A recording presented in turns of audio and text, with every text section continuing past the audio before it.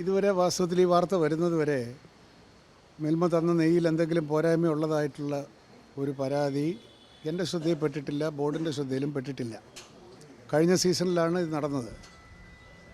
ഇപ്പോൾ ഈ പരാതി വരുന്നതിന് മുമ്പ് തന്നെ, ഇപ്പോൾ ഇത് മിൽമയിലെ അന്വേഷണമൊക്കെ വരുന്നതിന് മുൻപ് തന്നെ ഈ വർഷത്തെ അരവണ നിർമ്മാണത്തിനും മറ്റും നമ്മൾ പല സാധനങ്ങൾ വാങ്ങിക്കാൻ തീരുമാനിച്ചല്ലോ, ശർക്കര മറ്റേ തുടങ്ങിയ കാര്യങ്ങളൊക്കെ. ആ കൂട്ടത്തിൽ എന്തായാലും നെയ്യ് വാങ്ങേണ്ടതില്ല പുറത്തുനിന്ന് എന്നൊരു തീരുമാനം ഈ പ്രശ്നങ്ങളൊക്കെ വരുന്നതിന് മുമ്പ് തന്നെ ഞങ്ങൾ തീരുമാനിച്ചു.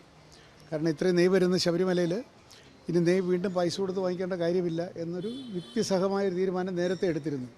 അത് ഇത് കാരണം കൊണ്ട് എടുത്തതല്ല, ഇപ്പോൾ അത് ആ തീരുമാനം നല്ലതായെന്ന് ഞങ്ങൾക്ക് തോന്നുകയാണ്.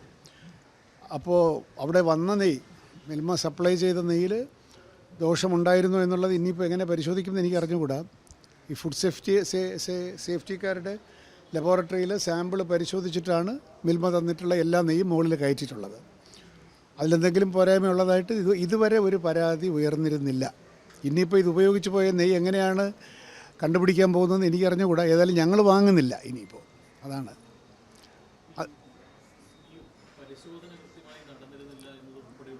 അതെനിക്ക് പറയാൻ പറ്റില്ല, കാരണം സാമ്പിളാണ് പരിശോധിക്കുന്നത്. എൻ്റയർ ക്വാണ്ടിറ്റി പരിശോധിക്കാൻ പറ്റില്ല. ഈ കൊണ്ടുവരുന്ന എല്ലാത്തിൻ്റെയും സാമ്പിൾ പരിശോധിക്കുന്നു. അത് അവരാണ് തീരുമാനിക്കുന്നത്. ഫുഡ് സേഫ്റ്റിയുടെ ലബോറട്ടറി ഉണ്ട് അവിടെ.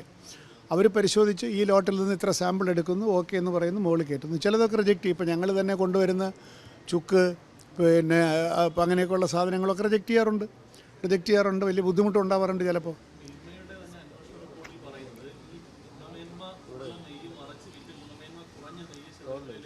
ഞങ്ങളല്ലല്ലോ അതിൻ്റെ ആൾക്കാർ, അവരല്ലേ കോൺട്രാക്റ്റ് കൊടുത്തിരിക്കും. ഇന്നിപ്പോൾ മാത്രമേ സംസാരിക്കാൻ പറ്റുള്ളൂ. കാരണം മിൽമയുടെ കാര്യത്തിന് ഏതായാലും ഗവൺമെൻറ്റോ മറ്റ് ഏജൻസികളൊക്കെ അന്വേഷിക്കുന്നുണ്ട്. ഞങ്ങൾക്കവിടെ കൊണ്ടുവന്ന നെയ്യ് മോശമാണെങ്കിൽ അതൊരു മോശപ്പെട്ട കാര്യമാണ്. അത് ഉപയോഗിച്ചും പോയല്ലോ. അവിടെ ഇപ്പോൾ നെയ്യ് ബാക്കിയില്ല. ഇനിയിപ്പോൾ ഇത് അരവണയിൽ ഉപയോഗിച്ചിട്ടുണ്ട്, നമ്മൾ വിളക്കെടുക്കാൻ കത്തിക്കാൻ ഉപയോഗിച്ചിട്ടുണ്ട്, പല കാര്യത്തിനും ഉപയോഗിക്കും അവിടെ. ഇപ്പോൾ അതിനെല്ലാം കുറച്ച് ക്രമീകരണങ്ങൾ വന്നിട്ടുണ്ട്. കാരണം RDA സിസ്റ്റം നെയ്യ് വിറ്റതിനകത്ത് കഴിഞ്ഞ പ്രാവശ്യം ക്രമക്കേട് വന്നതുകൊണ്ട് ഇപ്പോൾ അതിൻ്റെ ക്വാണ്ടിറ്റിയുടെ കാര്യത്തിലും ടാങ്കിൻ്റെ മെഷർമെൻറ്റിൻ്റെ കാര്യത്തിലും ഒക്കെ തന്നെ ഇപ്പോൾ അവിടെ കുറേ കൂടെ ക്രമീകരണങ്ങൾ വന്നിട്ടുണ്ട്. ബോർഡിന് ഞങ്ങൾക്ക് എന്ത് വീഴ്ച സംഭവിച്ചു എന്നാണ് ഞങ്ങൾ മിൽമ ഏൽപ്പിച്ചു. മിൽമയുടെ ക്വാളിറ്റി ഉറപ്പുവരുത്താൻ ലാബിനെ വെച്ചു. ലാബ് ക്ലിയർ ചെയ്ത് മുകളിൽ കയറി. ഇപ്പോഴാണല്ലോ നമ്മൾ അറിയുന്നത് മോശമായിരുന്നു എന്നുള്ളത്.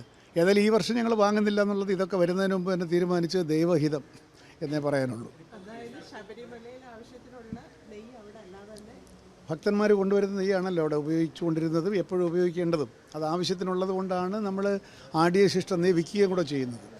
അപ്പോൾ പിന്നെ വാങ്ങേണ്ട കാര്യം വാസ്തവത്തിൽ ഇല്ല.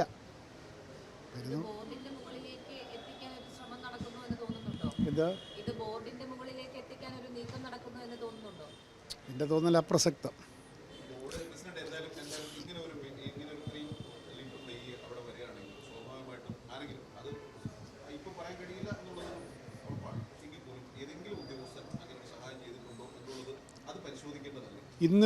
ഇതിപ്പോൾ ഞങ്ങളുടെ മാത്രം വിഷയമല്ല, മിൽമയുമായിട്ട് ബന്ധപ്പെട്ട വിഷയം. മിൽമയുടെ കോൺട്രാക്ടറോ മറ്റോ ആണ് ഇതിനകത്ത് എന്തെങ്കിലും വീഴ്ച പറ്റിയിട്ടുണ്ടെങ്കിൽ മനഃപൂർവ്വം ചെയ്തിട്ടുണ്ടാവുക. അതിനകത്ത് കൊളൂഷൻ ഉണ്ടോ മറ്റു കാര്യങ്ങൾ ആദ്യമായിട്ടാണ് ഇപ്പോൾ ബോർഡ് ഇതിനെപ്പറ്റി ചിന്തിക്കാൻ പോകുന്നത്. ഇതിനകത്ത് ഉള്ളിൽ തന്നെ ഇതുമായിട്ട് ഒരു കൊളൂഷൻ, ഒത്തുകളി ഉണ്ടോ എന്നുള്ള കാര്യങ്ങൾ ഞങ്ങളുടെ വിജിലൻസ് അന്വേഷിക്കട്ടെ. ഇതുവരെ നമ്മളതിനെപ്പറ്റി അന്വേഷിച്ചിട്ടില്ല. ഇന്ന് ചർച്ച ചെയ്തിട്ട് ബോർഡ് ചർച്ച ചെയ്യട്ടെ ഈ വിഷയം. ഇപ്പോൾ എന്നിട്ട് മാത്രമേ പറയാൻ പറ്റുള്ളൂ. അത് ദൈവഹിതമാണെന്ന് ഞാൻ പറഞ്ഞല്ലോ. ഈശ്വരനാണ് നമ്മളെ കൊണ്ട് ഈ തീരുമാനങ്ങൾ എടുപ്പിക്കുന്നത്. വേണ്ട, ബോർഡ് വെളിയിൽ നിന്ന് നെയ്യ് വാങ്ങണ്ട എന്ന് വളരെ കണിശമായിട്ട് നമ്മളങ്ങ് തീരുമാനിക്കുകയായിരുന്നു. അതിൻ്റെ ചില പോരായ്മകളെല്ലാം ചിലർ പറയുകയും ചെയ്യും. ചിലപ്പോൾ ഷോർട്ടേജ് വരും, സാരമില്ല എന്നുള്ള മട്ടിലാണ് തീരുമാനം.